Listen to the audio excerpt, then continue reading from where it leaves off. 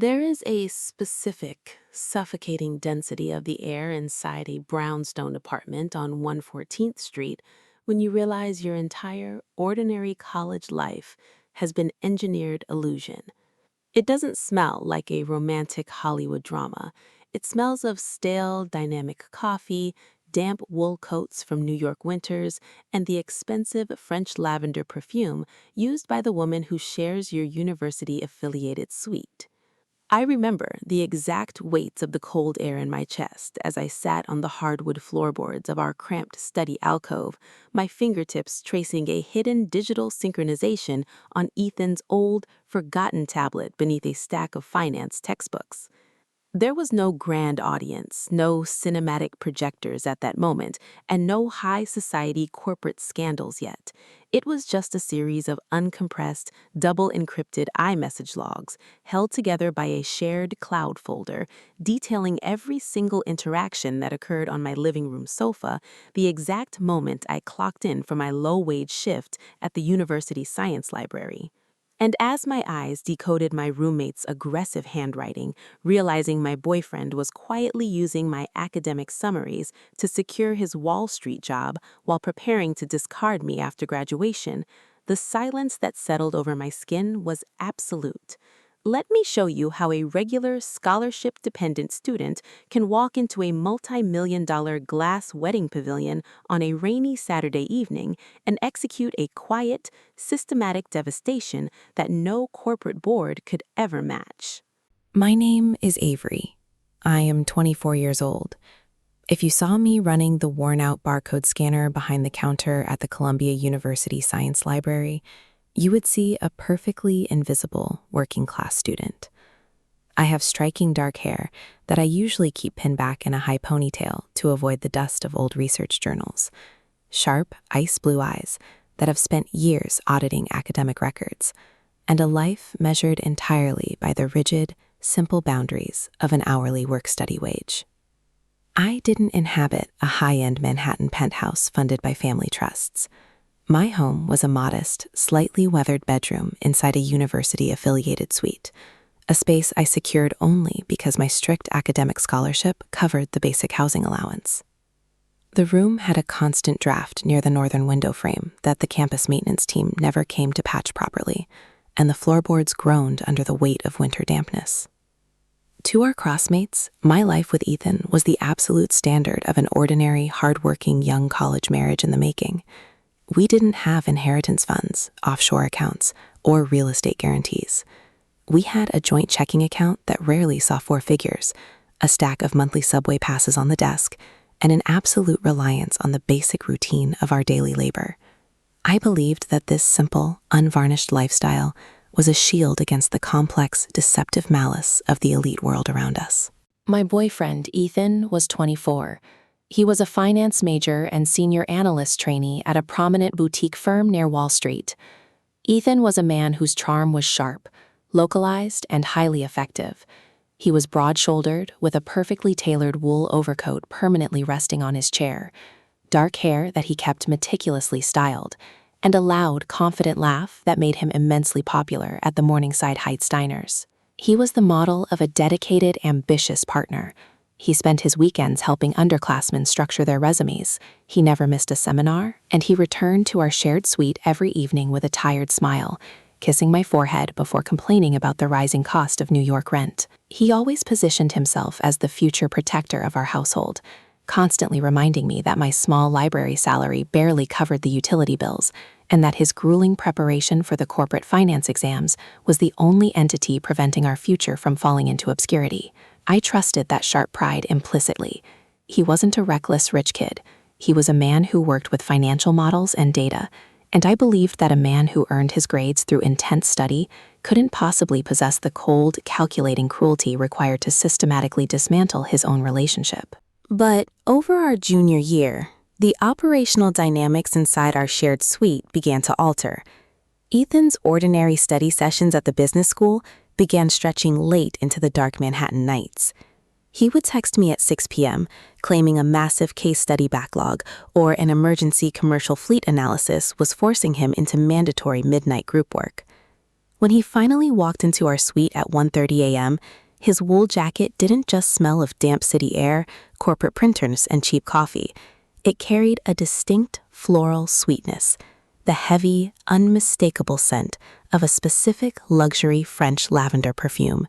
It was the exact brand used by Chloe, the wealthy, sharp-tongued brunette who lived directly across our shared living room space and managed the social calendar for the very same finance fraternity where Ethan served as vice president. I didn't jump to dramatic conclusions. I didn't install tracking applications on his phone or audit his MetroCard.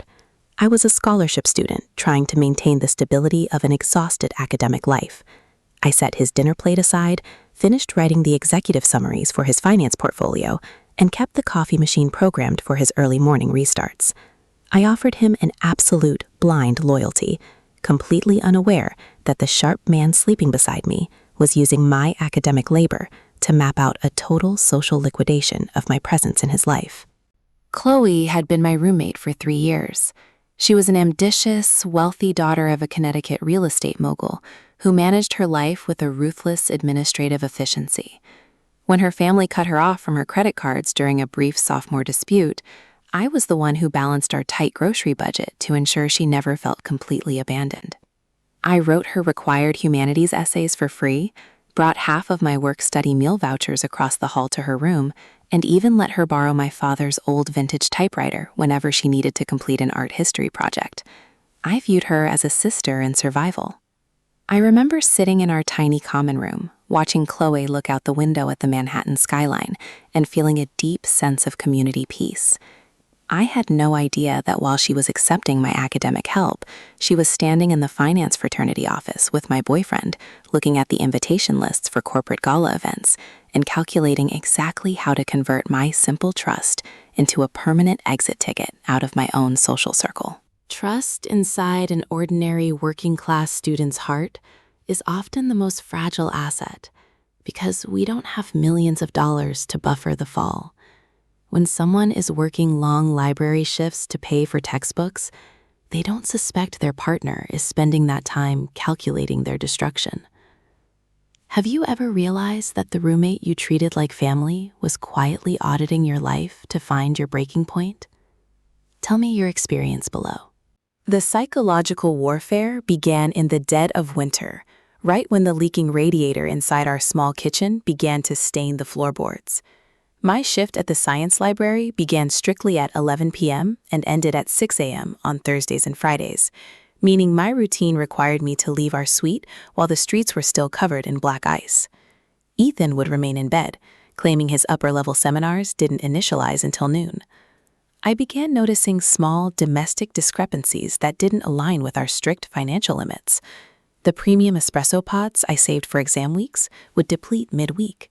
The old woven rug in our entryway would be shifted slightly to the left, as if someone had rushed through the door in a hurry.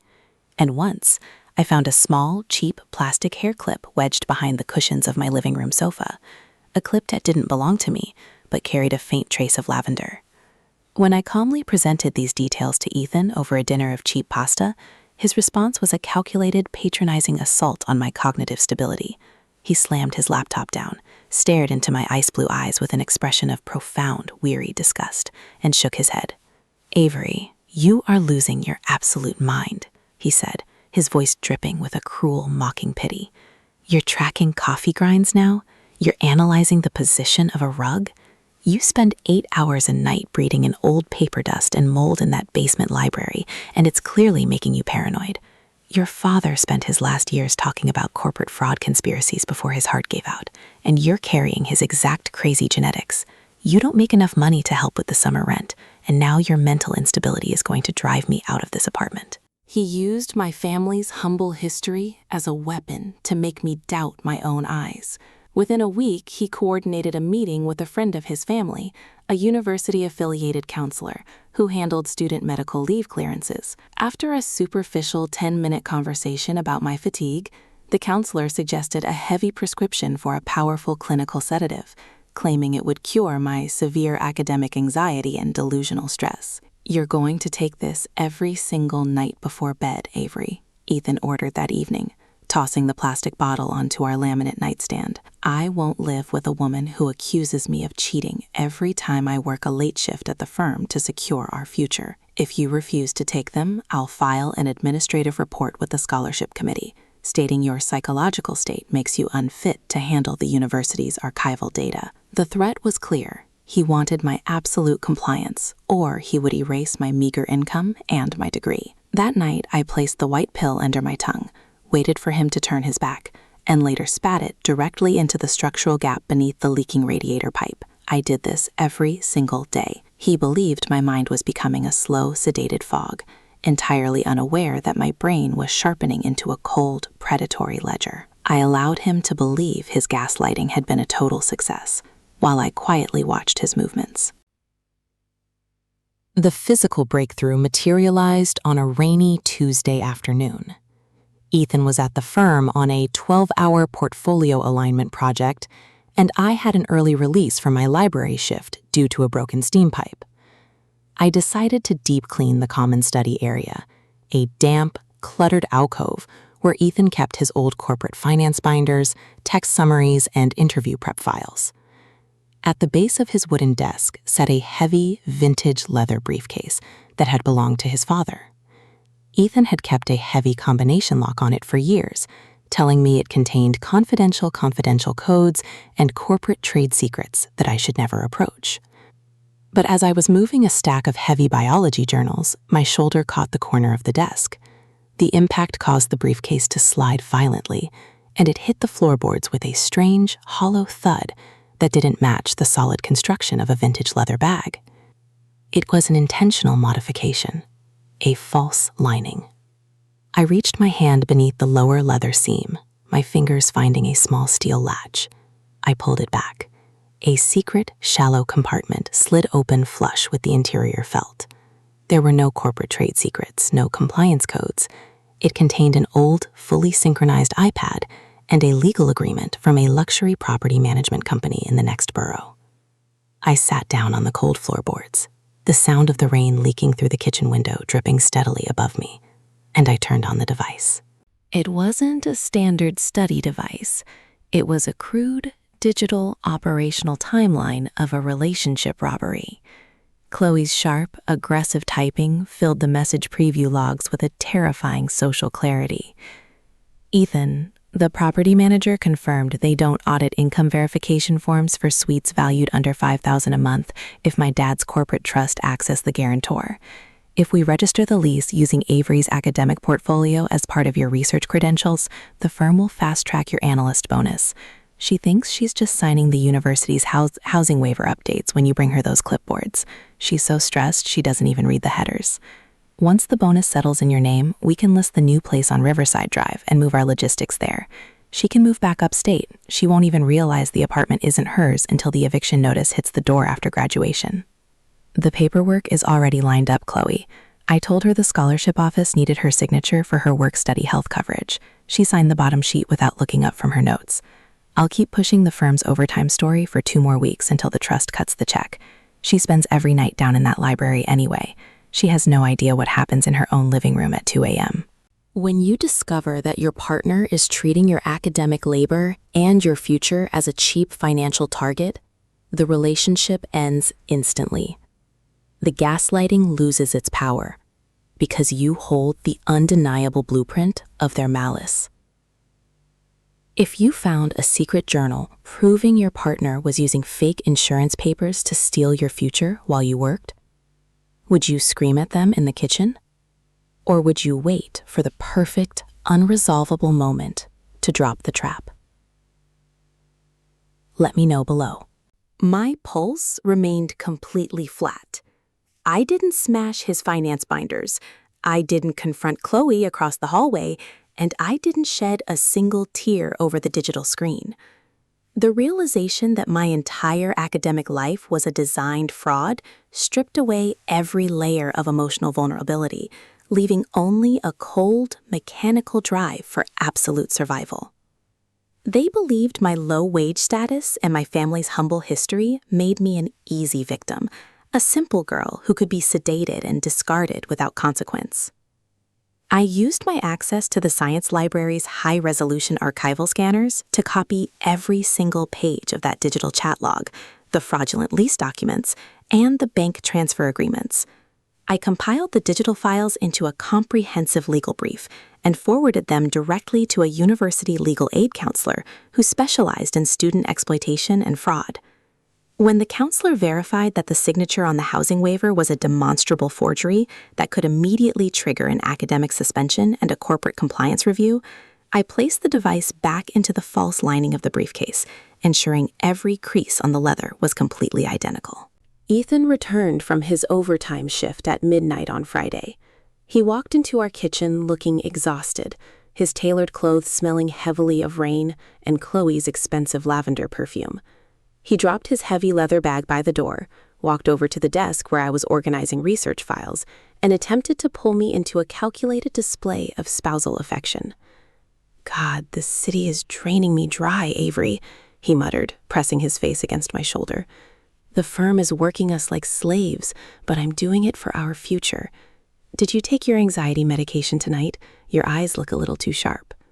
"I took exactly what was required, Ethan," I said, offering him a calm, steady smile as I handed him a cup of coffee.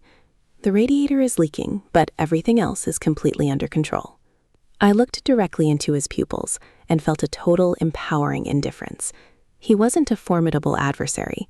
He was just a petty thief in a tailored suit, whose entire strategy depended on me staying blind. The finance fraternity's annual midsummer graduation banquet and corporate networking review was scheduled for the following Tuesday evening. It was a mandatory event where the firm partners, the senior alumni, the trainees, and their families gathered in the grand hall for a formal dinner, while the president reviewed the hiring metrics and handed out analyst bonuses. It was an intimate, highly competitive arena, the exact space where Ethan and Chloe felt completely dominant. The most effective retribution is executed when the perpetrators believe they are entirely safe within their daily workplace routine. Ethan and Chloe thought they were dealing with a broken, sedated library clerk, completely unaware that the paper trail was already sitting on the dean's desk. Have you ever had to act perfectly normal around a traitor while counting down the hours to their public exposure? Tell me your story below. The grand banquet hall was illuminated by harsh, buzzing crystal chandeliers overhead. The polished marble floor had been scrubbed of any imperfections, and several round tables were set up between the historical stone pillars, covered with expensive linen cloths and silver serving platters. Around 200 people were crowded into the space, the corporate partners in their tailored tuxedos, their wives, the senior alumni, and the elderly firm founder, Arthur, who sat at a master table near the presentation podium. Ethan was standing near the central pillar, laughing loudly with his team, his posture confident and dominant as the senior trainee. Chloe sat at the front guest table just 10 feet away, her dark hair immaculate, holding the banquet's master program and looking through the crowd with a smug, superior expression. They were the administrative engine of this young elite circle, and they knew it. I walked into the hall at 7:45 p.m., right as Arthur was tapping his glass with a spoon to start the presentation. I wasn't wearing my usual faded cardigans or dust-stained library jeans. I walked through the grand mahogany doors wearing an incredibly striking, vibrant neon tangerine orange silk slip dress that caught the glare of the crystal chandeliers like a burning flare. My dark hair was styled in rich, elegant cinematic waves down my shoulders, and my ice blue eyes held a terrifying, razor-sharp clarity. The laughter in the hall instantly lost its momentum as 200 wealthy guests turned to stare at the intense orange silk cutting through the gray-stung space. Ethan smiled completely vanished. He took a step forward, his knuckles tightening against his glass, a sudden panic flashing across his face as he saw me walking slowly toward the center table, holding a digital storage drive in my left hand. "Avery? What the hell are you doing here, in that dress?" Ethan hissed, his voice cracking as he reached out to grab my arm. "This is a private firm event. You're having another episode. Get back to the apartment before you embarrass me in front of my boss." "I'm here to deliver the final quarterly performance audit, Arthur," I said, ignoring Ethan entirely as my voice echoed off the high stone walls of the hall. instantly killing the background classical music. Ethan told me you were missing several critical data verifications and portfolio waivers this season. He was right, but they aren't lost in the database. They're written inside this archive. Chloe stood up from her seat behind the front table, her face turning an absolute chalky white as she recognized the digital drive in my fingers. She tried to approach the media booth, but her hands were trembling so violently she dropped her designer clutch onto the marble floor. "Arthur," I continued, placing the drive and a certified copy of the university forgery brief directly onto the founder's table. "Your senior trainee and your social coordinator have been using your firm's credentials to forge housing transfers and student assets. They didn't just try to liquidate my academic summaries. They've been running a parallel fraud operation using your firm's compliance stamps as legal cover for the past 8 months." The hall turned into a freezing, breathless vacuum. The partners stopped chewing their food. Arthur adjusted his reading glasses, his hands turning the digital printouts of Chloe's logs, his expression shifting from confusion to a deep, dark rage as he read her specific calculations regarding his own corporate accounts. "This is our proprietary compliance template, and these are my signature stamps," Arthur muttered, his voice shaking with fury as he looked up at the security team. "You dirty, low-life thieves." Ethan lunged toward me, his face twisted in a narcissistic, desperate rage, his hand rising to grab the collar of my orange dress. "You crazy lunatic, you ruined everything." Before his fingers could make contact, 2 university safety officers and a firm compliance deputy stepped out from the shadows of the rear exit. They had been waiting for the signal. They grabbed Ethan's arms, forcing his face down onto the cold, linen-covered surface of a presentation table, clicking the steel restraints around his wrists in front of his entire corporate team. Chloe was dragged out of the front hall by a female officer, her expensive heels clicking pathetically against the marble as she wept, her ambitious facade completely shattered by the realization that her family trust was now facing a permanent state criminal record. There were no flashing news cameras, no high-end media outlets, just the cold, silent judgment of the community they had tried to exploit. 3 years have passed since that rainy Tuesday evening in the Grand Hall. The seasons returned to our Manhattan streets, but the layout of my world has been completely reorganized.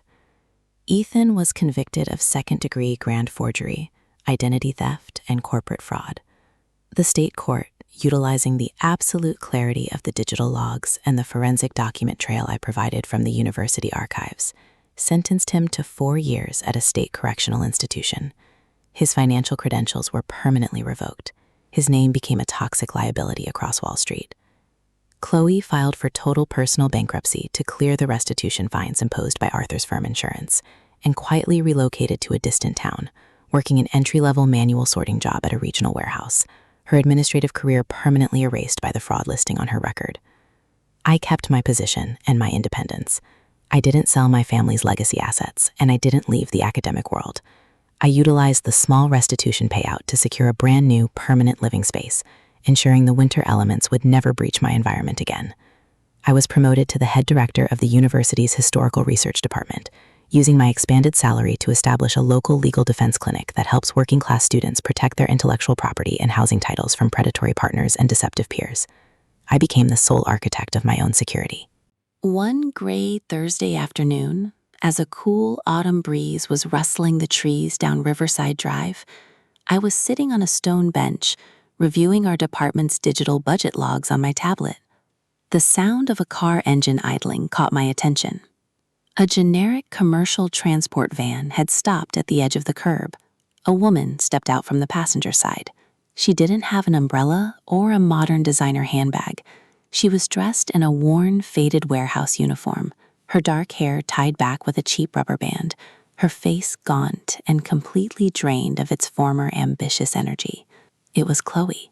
She had returned to the borough to sign her final parole structure documents at the municipal court. She stood near the edge of the asphalt, refusing to step onto my stone path, her hollow eyes staring up at the bench with an expression of profound, exhausted defeat. "Avery," she called out, her voice thin, cracked, and completely stripped of the sharp sarcasm she used to wield at my kitchen table. I just want my family's old research books back from your storage room. I have nothing left. I stood up slowly from my bench, walking to the edge of the stone path. I was wearing my vibrant neon tangerine orange silk dress under a simple dark coat, the bright silk glowing against the gray stone of the walk, my ice blue eyes fixed on her face with absolute, unvarnished indifference. The research material was liquidated 2 years ago to cover the financial liens your fraud left on my academic portfolio, Chloe, I said, my voice perfectly flat, carrying no anger or malice. The transaction was entirely legal, documented, and approved by the University Oversight Committee. Your time has expired. Please, Avery, I lost absolutely everything, she whispered, standing by the edge of the muddy curb.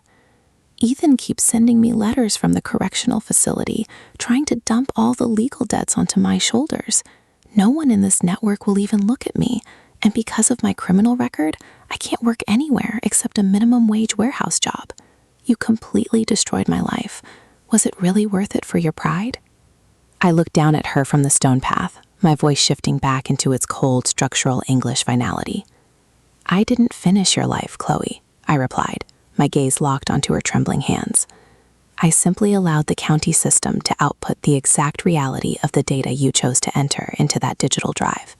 You chose to sit in my living room and forge my name while I was working to support our housing. Enjoy the final compilation of your parameters. She didn't scream. She didn't argue.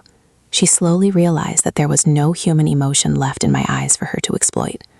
She stepped back into the transport van, the door sliding shut with a heavy metallic clank, and the vehicle drove away into the autumn fog, leaving the road completely empty. Ethan remains inside the state facility, his appeal systematically denied by the district judge. Their names are just 2 erased entries in the archive logs. Do you know why I am telling you this story from the edge of this campus today? Because the predators of this world want you to believe that if you are a regular, working-class person who works an hourly shift and counts your pennies, you are too weak to defend your own life. They think that because you are quiet, because you ignore their small slights, you must be blind to their large conspiracies. They believe that a gaslighted heart will always collapse into useless tears. But they do not understand the absolute, unalterable laws of patience and documentation. Your life does not belong to the people who try to manipulate your trust, and you don't need a corporate boardroom, a massive fortune, or a public stage to execute absolute justice. You just need the cold, silent discipline to collect the data, secure the evidence, and wait for the exact moment to let their own greed pull the trigger on their existence. Ethan and Chloe thought they could steal my academic honor because I was an ordinary clerk. They forgot the most basic rule of the archives. The woman who manages the files always knows exactly where to bury the trash. I am Avery. The audit is finalized. The asset is secured. And my path finally stands on its own unshakable foundation. Now, I have a final question for you, the person listening to my voice in the quiet of your own room tonight. If you found a secret drive hidden in your partner's locker proving they were trying to steal your future and your house, would you lose your temper and scream at them in an empty kitchen? Or would you wait patiently for their mandatory workplace meeting to drop the files and watch them get carried away in restraints in front of their own boss? Tell me your strategy in the comments below. I am analyzing your logic.